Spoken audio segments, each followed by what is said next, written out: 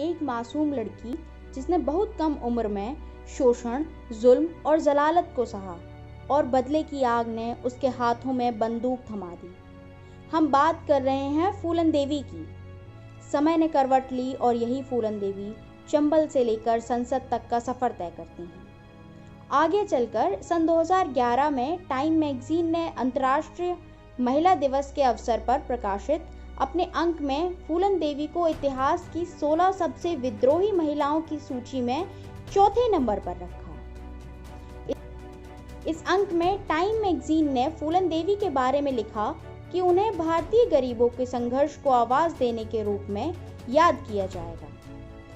उत्तर प्रदेश के जालौन जनपद के गांव घुरा का पुरवा में 10 अगस्त 1963 को मल्ल्या परिवार में देवी दीन और मूला देवी के घर जन्मी नन्ही फूलन जुल्म सहते सहते कब बैंडेड क्वीन बन गईं, उसे खुद भी नहीं पता चला।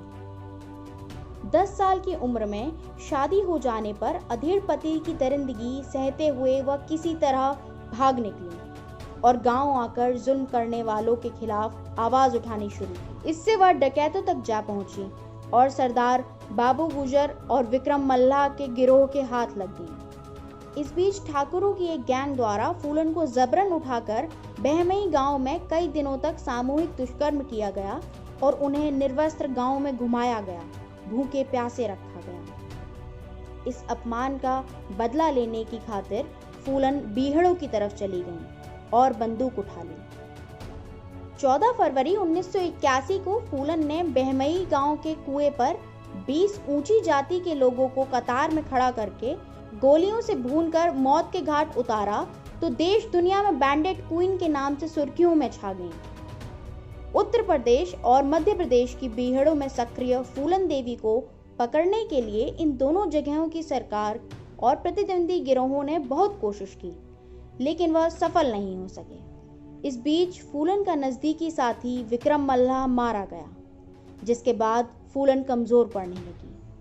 फूलन भी भागते भागते बीहड़ की जिंदगी से ऊबने लगी थी। हालांकि उनको डर था कि आत्मसमर्पण करने की स्थिति में पुलिस उनको और उनके साथियों को कहीं मार न दे और उनके परिवार के लोगों और समर्थकों को नुकसान न पहुंचाए। कांग्रेस की सरकार में उन्होंने मध्य प्रदेश के तत्कालीन मुख्यमंत्री अर्जुन सिंह की उपस्थिति में 12 फरवरी 1983 को इस समझौते के तहत अपने दर्जन भर समर्थकों के साथ आत्मसमर्पण कर दिया कि उनको मृत्यु दंड नहीं दिया जाएगा। उनके आत्मसमर्पण के समय उनके साथ हजारों समर्थक मौजूद थे। जेल में रहते हुए फूलन देवी ने बहुजन समाज पार्टी के टिकट पर चुनाव भी लड़ा, लेकिन वो हार गई। फूलन देवी ने 11 साल तक जेल में जीवन बिताया। सन 1994 में मुलायम सिंह यादव की सरकार के समय उन्हें जेल से रिहा किया गया। बाद में उन पर बैंडेड क्वीन नाम से फिल्म भी बनी, जिसने उन्हें काफी प्रसिद्धि और सहानुभूति दिलाई। अपनी रिहाई के बाद फूलन देवी ने धम्म का रास्ता अपनाते हुए बौद्ध धर्म अपना लिया। उन्होंने एकलव्य सेना का भी गठन किया। समाजवादी पार्टी ने जब उन्हें लोकसभा का चुनाव लड़ने के लिए टिकट दिया तो काफी हो हल्ला हुआ कि एक डाकू को संसद में पहुंचाने का रास्ता दिखाया जा रहा है। लेकिन चुनाव में उतरी फूलन देवी को लोगों का प्यार मिला। वह 2 बार सांसद रहीं। सन 2001 में केवल 38 साल की उम्र में दिल्ली में उनके सरकारी आवास के बाहर ही फूलन देवी की हत्या कर दी गई। फूलन देवी की हत्या करने वाले शेर सिंह राणा ने इस हत्या को ठाकुरों की सामूहिक हत्या का बदला कहा। ब्रिटेन में आउटलॉ नाम की एक किताब प्रकाशित हुई, जिसमें उनके जीवन के कई पहलुओं पर चर्चा की गई है। बीबीसी के साथ बातचीत में लेखक रॉय मैक्सहेम ने फूलन देवी के साथ अपनी दोस्ती को याद करते हुए कहा कि उन्होंने जिंदगी में बहुत कुछ सहा, लेकिन इसके बावजूद फूलन देवी बहुत हंसमुख थी। वह हमेशा हंसती रहती थी, मजाक करती थी।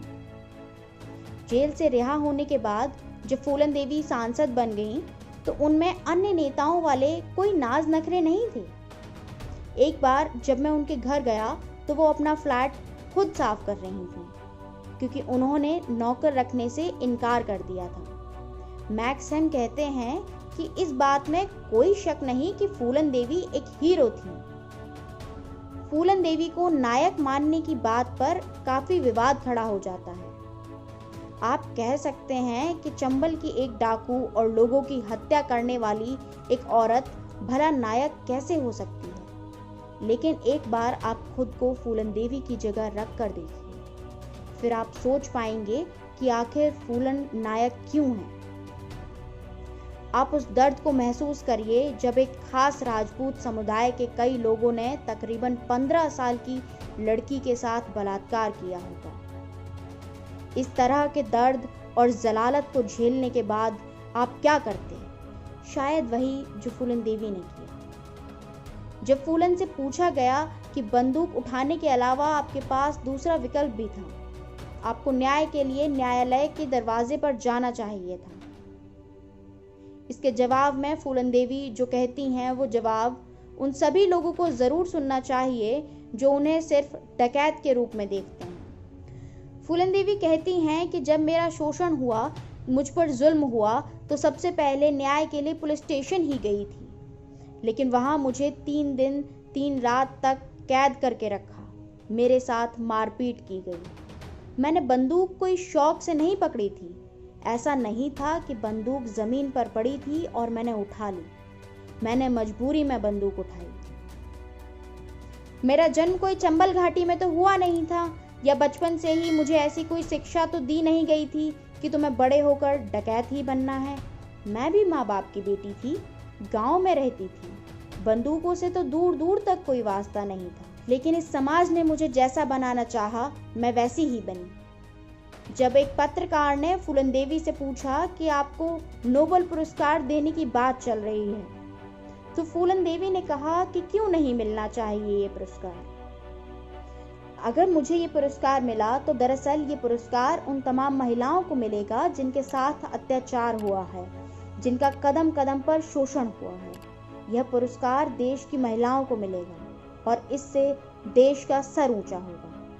इस बात से सभी को खुश होना चाहिए। अगर आपको ये वीडियो पसंद आई हो तो वीडियो को लाइक कीजिए, अधिक से अधिक शेयर कीजिए। अगर अभी तक आपने चैनल सब्सक्राइब नहीं किया है तो चैनल को जरूर सब्सक्राइब करिए। ऐसी रोचक वीडियो देखते रहने के लिए बने रहिए हिस्ट्री की मिस्ट्री के साथ। शुक्रिया।